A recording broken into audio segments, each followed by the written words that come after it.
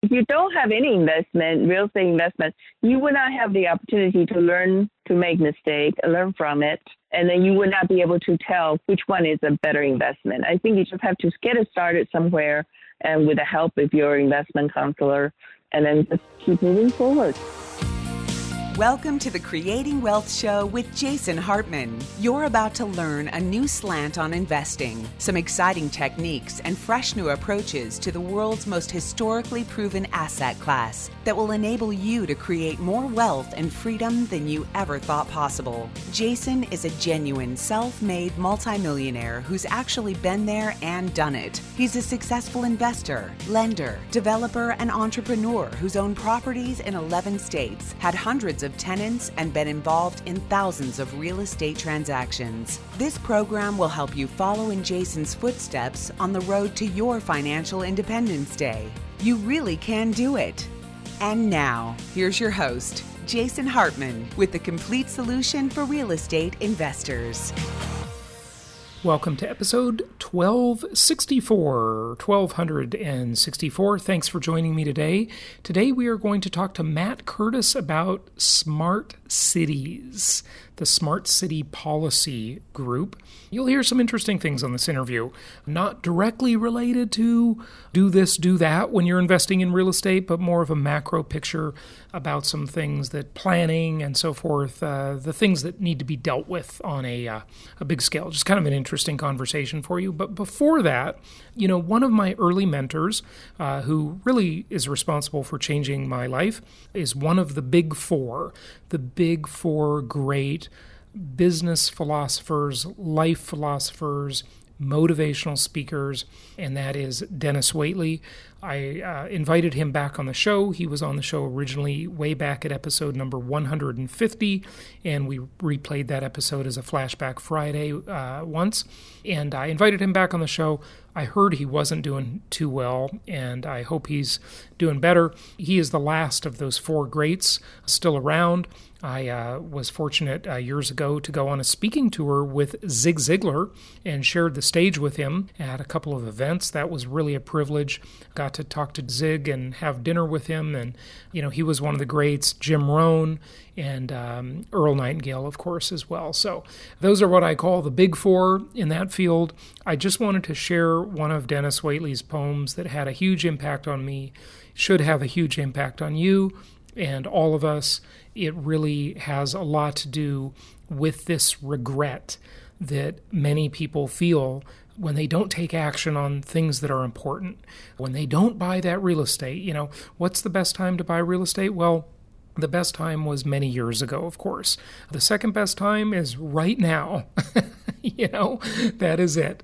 Just thinking of it because it reminded me of the great Dennis Waitley poem called Someday I'll. In other words, I''LL, but likening it to an island. And he says, there is an island fantasy, a someday isle we'll never see, where a recession stops, inflation ceases, our mortgages paid, and our pay increases. That someday isle where problems end, where every piece of mail is from a friend, where the children are sweet and already grown, where all the other nations can go it alone, where we all retire at 41, playing backgammon in the island sun. Most unhappy people look to tomorrow to erase this day's hardship and sorrow. They put their happiness on layaway and struggle through a blue today. But happiness cannot be sought, it can't be earned, it can't be bought. Life's most important revelation is that the journey means more than the destination. Happiness is where you are right now, pushing a pencil or pushing a plow, going to school or standing in line, watching and waiting or tasting the wine. If you live in the past, you become senile. If you live in the future, you're on someday I'll. The fear of results is procrastination. The joy of today is a celebration. You can save, you can slave, trudging mile after mile, but you'll never set foot on your someday I'll. When you've paid all your dues and put in your time, out of nowhere comes another Mount Everest to climb. From this day forward, make it your vow, take someday I'll, and make it your now. I just was reminded of that great poem that influenced me so much at age 17, all of his great work and the other big three. So just wanted to share that with you again today. And without further ado, let's get to our guest and talk about smart cities. It's my pleasure to welcome Matt Curtis. He is founder and CEO of Smart City Policy Group, otherwise known as SCPG, and he deals in a lot of interesting areas, and one is the short-term rental regulations and so forth. So let's dive in. Matt, welcome. How are you?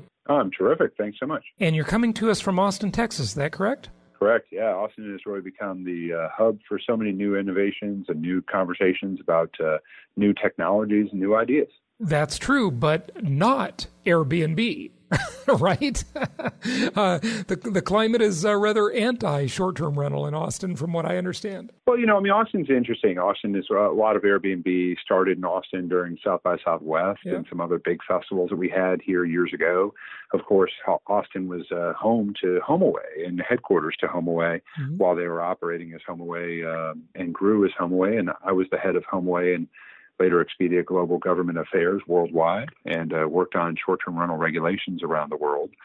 Austin did create some regulations in 2013 that did a great job of achieving compliance with registration, getting people into the program, but they recreated those rules back in about 2015, 2016, and they're having a harder time achieving compliance with those. But like a lot of cities, they're going to continue to tinker with those rules and regulations until they get it right. Yeah, good stuff. So tell the listeners what you do. You told me off air a little bit. It's pretty interesting. What do you do when someone asks you that at a cocktail party? What do you say? Yeah, it's fascinating. I was the head of HomeAway Global Government Affairs and Expedia there for a long time, and I was the short-term rental guy. And that was after I came on the heels of my roles as deputy to the previous two mayors of Austin. And Austin was the it city in the world. So many people were looking at Austin, talking about Austin as the best practice mecca, a city that did so many things right.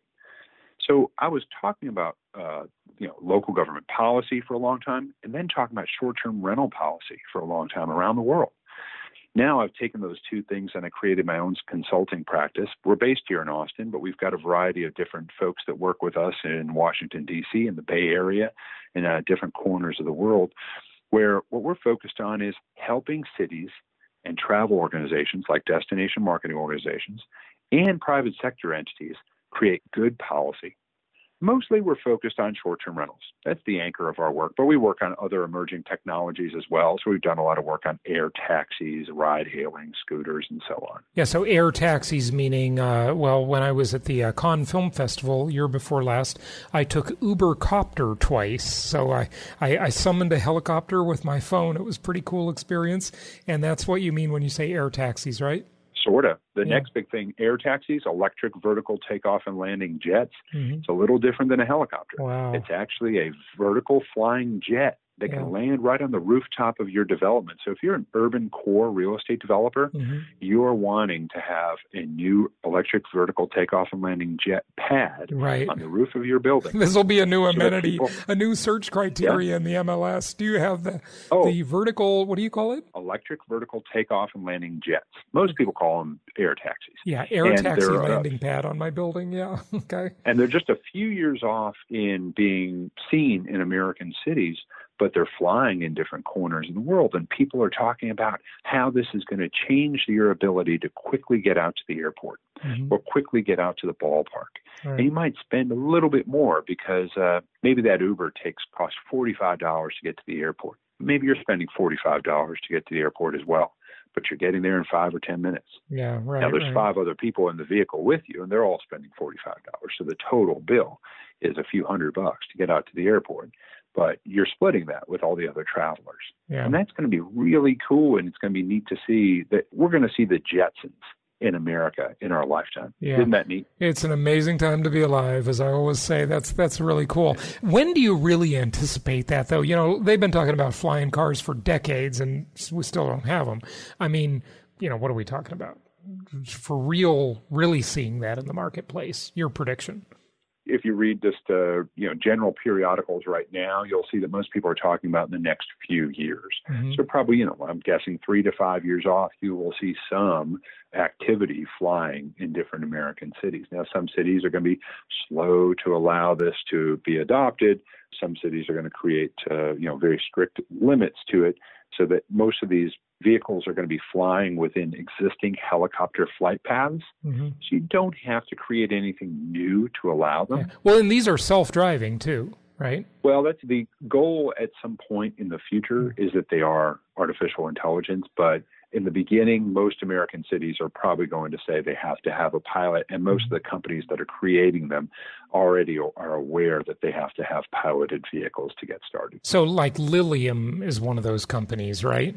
They have the 5-seater all-electric jet air taxi. Amazing. Yeah, well, we'll see. Can't wait to see that happen. Why is it difficult for cities and, the constituencies there, right, the residents, to get their heads around short-term rentals? I mean, I ultimately think even in cities that are in municipalities that resist this, it's going to win. It's kind of like the places that resist ride-hailing, Lyft, Uber, et cetera. It's going to ultimately win, and it's going to be accepted, right? That's your thinking too, I'm guessing, right?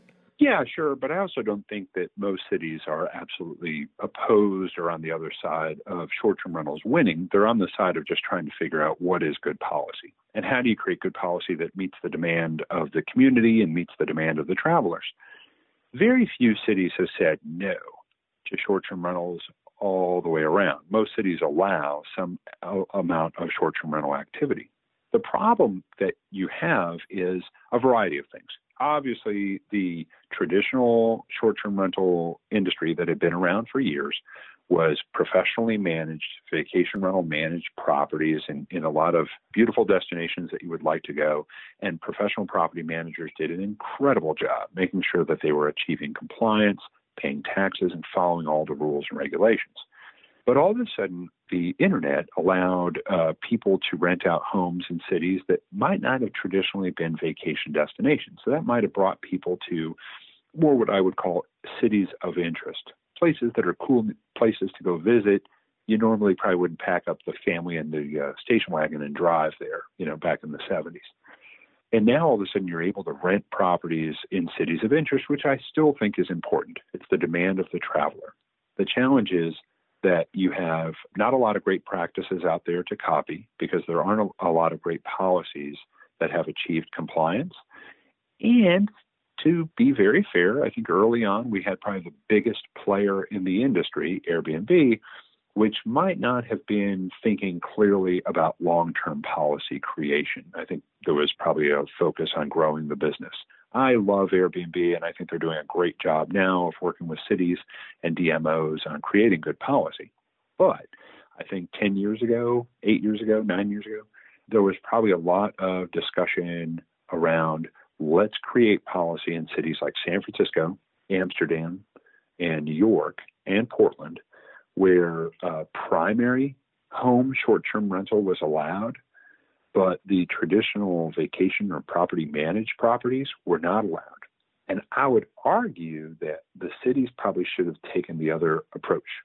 Allow the professional property managed style properties, because then you're achieving compliance with those folks. And then if you wanted to add on other types of short-term rental activity, you could do that and certainly should consider doing that. But start with what is the most compliant core, the most compliant kind of center of the atom. Yeah. The thing is, though, we really got to take this from the homeowner's perspective. I remember when I lived in La Jolla, in San Diego, La Jolla, right? I would see signs in so many yards of these high-end homes, a lot of them, homes that had been remodeled and that are all nice and, been torn down and they built McMansions, or houses that are just there in their original state where you can tell that the owners have lived there for decades and decades and decades and they're house wealthy now, right? Signs in the yards that say, this is a neighborhood. It's not for short-term rentals, all kinds of things. And I can see their point of view. Why do they want a bunch of transients next door to them making noise, new neighbors every week? They want a stable neighborhood, right? So you can see it from both sides. Like on one side, I'm a capitalist and I like innovation and, they said it's a great new idea and a whole new economy really that's been created. But on the other side, if I owned that $3 million house for the last 4 decades and I want to stay there, I don't want to be disturbed by these transients in and out every weekend. Oh, it's tough. I mean, it's really a really tough thing. And I would even go a step further and point out that, we had a global recession. We had a lot of housing stock that wasn't being built the way that it should have been. And we have cities, especially in America, that are operating with 60-year-old zoning codes and planning directives that really weren't addressing the changing demands for city housing stock. So you've got this strain on housing stock, and you've got these folks that you think are invading my neighborhood, and it becomes pretty easy to connect the dots and get to, you're impacting my housing value, you're driving up my property value, sometimes to the point of it's making it difficult for me to afford my property taxes, and you're also limiting the total amount of inventory in a community. Now, I actually don't believe that's true all the time, and I think that studies have shown that while it might be a conversation that is being had, that overall the amount of housing stock that's really being impacted in many communities that are having this conversation, it tends to be less than 1% of the total housing stock and often less than 0.1% of the total housing stock in a community. That's a great point. So let's talk about a couple things there. Number one, from the supply side of the equation. Okay, so I own a lot of rental investment property, regular traditional long-term rental property, right?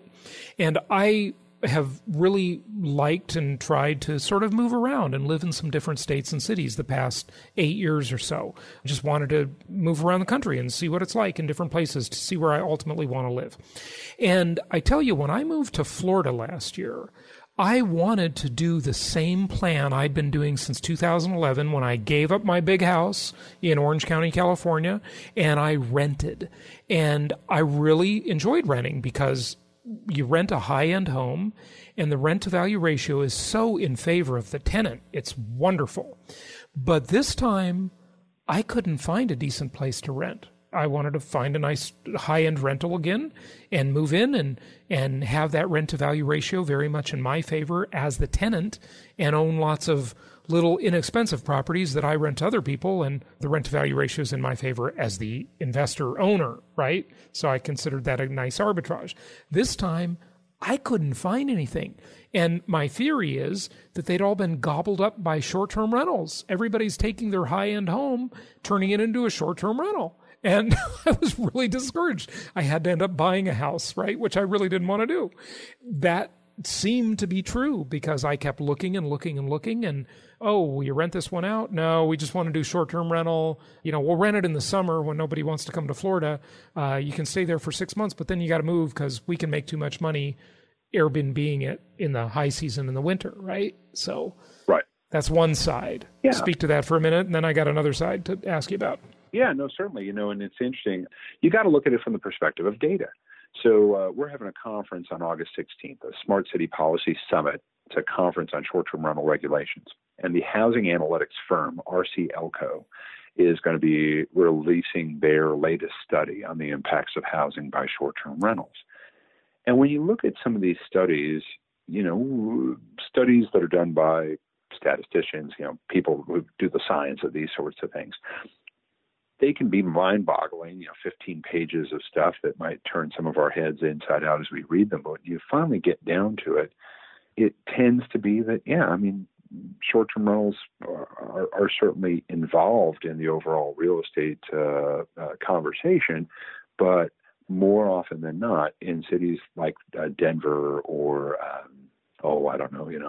even a San Francisco or Los Angeles, the total number of short-term rentals is actually active short-term rentals that are non-owner occupied, professionally managed, someone's second home that people are fearing are stealing housing from the housing stock tends to be something in the neighborhood of like 0.001% of the overall housing stock. It sure doesn't feel that way, but okay.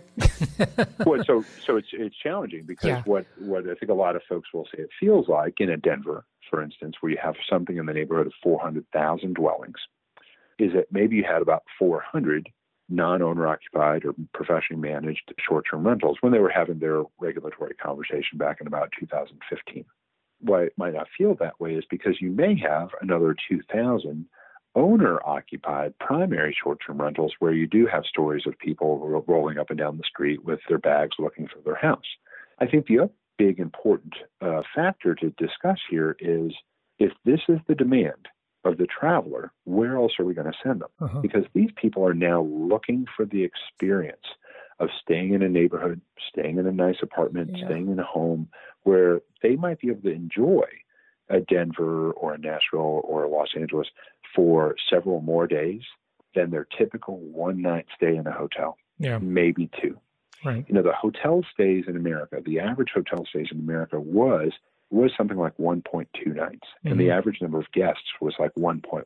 So it's one person staying for a night, maybe two, maybe you're with your partner or spouse. Well, now when you look at short-term rentals, the average length of stay is like 5.5 nights. You're with 2 or 3 people, so probably a family. And that means a huge economic impact for the community, sure. And, a lot of folks say, well, it's not worth it for the change in my community character. But at the end of the day, families now got the demand for that type of travel, and they're not going to take their wife and their child and stick them back in a small little 160 square foot box of a hotel room for several nights. It's just not going to happen. So how do you create good policy that achieves both? And I think you got to look to good operators that are operating great short-term rentals of all different types that speak to the demand of different travelers, and then create policy that speaks to that. Okay, so a couple things. Number one, what you said may well be true on the stats, but what we find is that, maybe it's a tiny percentage of the overall housing stock of the country or a given city, for example, or a metro area, but it's concentrated in the prime areas. That's the thing. If you want to live in a prime area, your housing stock has been, I would argue, significantly impacted by this trend. Okay. So that's one thing. You don't even have to respond. It's kind of rhetorical. Okay. But actually, no. I would actually like to, because I think there's good. But I've got a whole nother part of that discussion I want to have, which is on your last point. Okay, so go ahead. Well, and I just want to make sure, you could create policy that limits the density of properties. And really, when we are talking about this, most of the time we're talking about residential zones, single-family homes. Think of it in the American South, like ranch-style homes. We're probably not really talking so much about commercial mixed-use multifamily, because it seems that there is a consensus from American cities that is a place where short-term rental activity could be allowed. It's commercial mixed-use multifamily zone. There are different. But that's not going to give people the whole experience you just talked about. But you may, if you were a family traveling to an urban core, may answer the demand. Most of those families want to go to the beach in La Jolla or Newport, so or Santa Monica. And you could solve that problem, the beach in La Jolla, by density limits, registration, licensure programs, things like that could help mitigate the impact. But let's talk about the flip side of the equation, which I think is interesting. And I don't know how much you track this, but I wonder how much of it is a mania. Right? How much of it is just a fad? And when the next recession hits, it'll sort of settle it out and you'll see what's sort of really there. This is what I mean by that. Okay. If you look at the hotel business and the number of room nights, and you look at the development of hotels, which, Airbnb's 10 years old, give or take, something like that. Of course you had others before them, but they really were the disruptor that kind of changed the industry, right? And if you look at the number of hotel nights consumed, and you look at the number of beds consumed in Airbnbs or bedrooms, right, consumed in the Airbnb market, you see that there's been a huge increase in both of those numbers coming out of the Great Recession for the last 10 years. Now, is it just that everybody's feeling really rich right now and so they're traveling a lot? Or have we really created a new market, a new type of traveler, a new concept of traveling? And to some extent, I absolutely think we have. And I think you just spoke to that. But the hotels are doing all right. And there's all this additional new market of supply in the short-term rental world. What happens when the recession hits? That has to go away, right? A large part of it. And there's new inventory in hotels as well. I know. There are a lot more hotels. That's what I'm saying. Yeah. But everybody's doing well. And I think what you said is true. We have created a world where people understand that travel is as beneficial to them as money. And they want to go enjoy experiences, and they want to see the world, and they want to take their family. And frankly, it's kind of easy to travel right now. We're also primed to travel through social media and the internet, just giving us greater options and greater insight into different parts of the world that we might not have otherwise ever thought of. So we have created a new type of travel, and we have created a new traveler. And the demand is there. The demand is strong. Now, I think if there is another recession of some sort that might kind of have any kind of impact on people's ability to travel or their ability to rent their homes and invest in homes, I see people giving up other things before they give up the joy of life. And I think they are going to travel as long as they can, even if they do it on a limited income. And I think there are so many people who are renting their homes, primary home or second home or an investment property, that they're willing to take any infusion of travel dollars, even if they take a little bit of a loss for a few years compared to how much money they might be making now. Okay, so the supply of beds on planet Earth has increased dramatically in the past 10 years. And when the recession comes and this travel is discretionary, we're going to see how much of the market is really there, I think.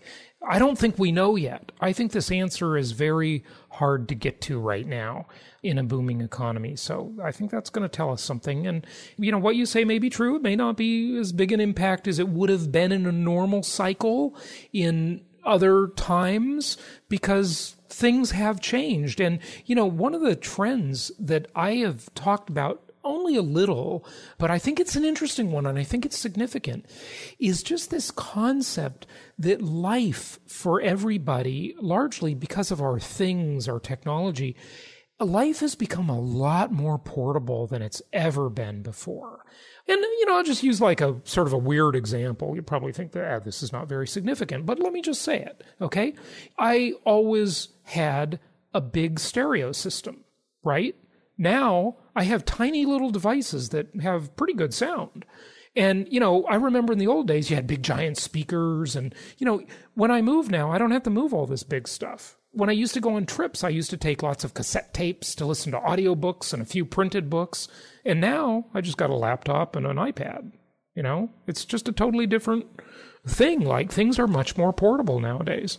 My first trip to Maui was only a few years ago. Mm-hmm. And I landed in Maui and I saw this couple. They were on the same shuttle to the car rental that I was on or something. And I said to them, how are you able to come here for as long as you are? You're coming here for 3 weeks. I mean, what do you do that you're able to do that? What kind of industry do you work in? How are you able to stay involved? And they looked at me like I had asked the strangest question. And at the same time, both with using their left hands, held up their phones.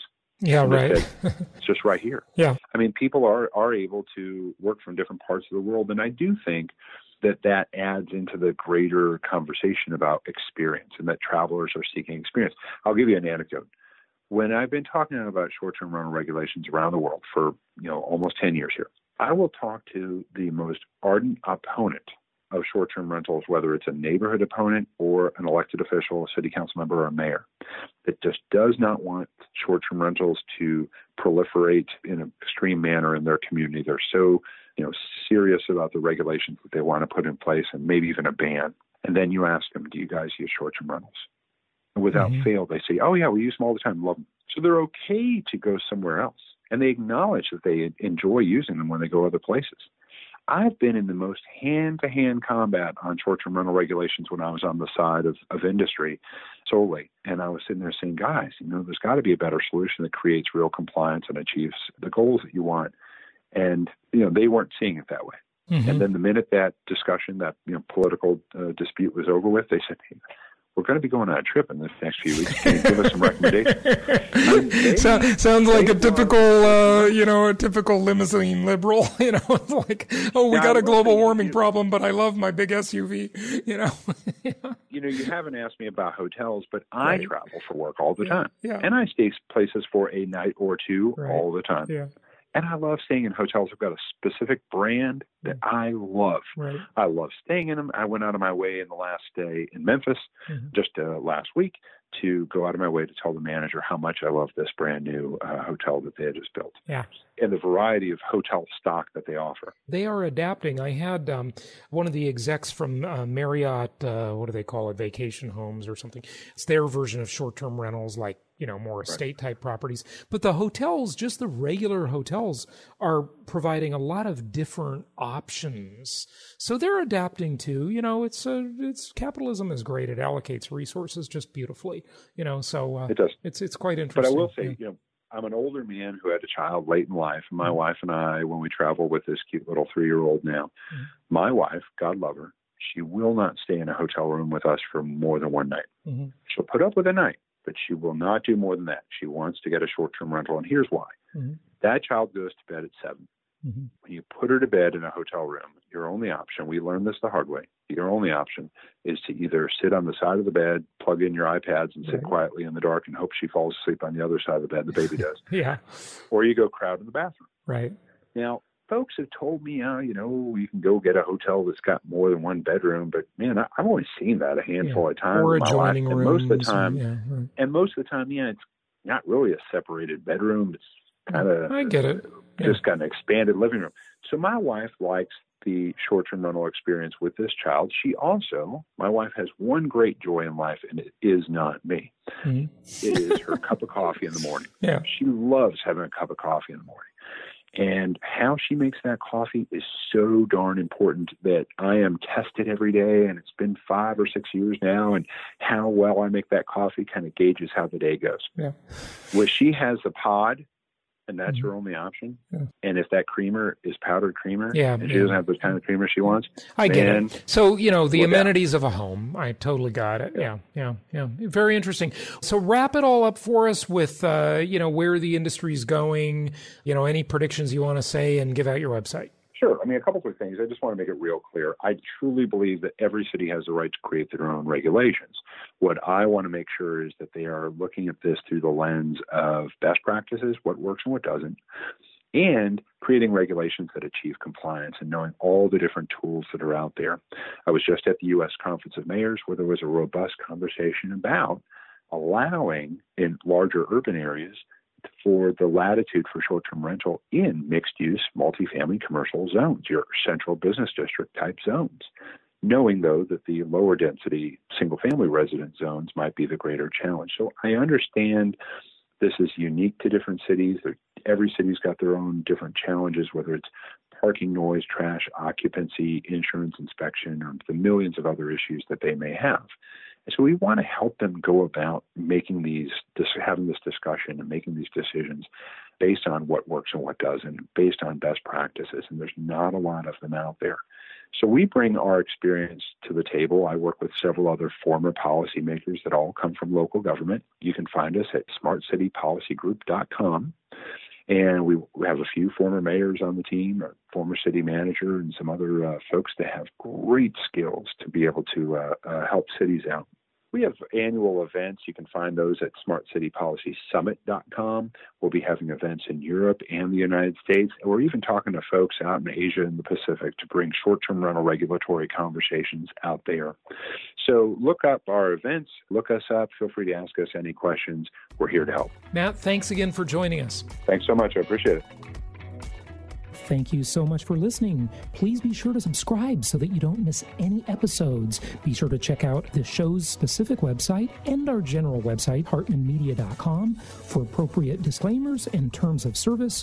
Remember that guest opinions are their own, and if you require specific legal or tax advice or advice in any other specialized area, please consult an appropriate professional. And we also very much appreciate you reviewing the show. Please go go to iTunes or Stitcher Radio or whatever platform you're using and write a review for the show. We would very much appreciate that.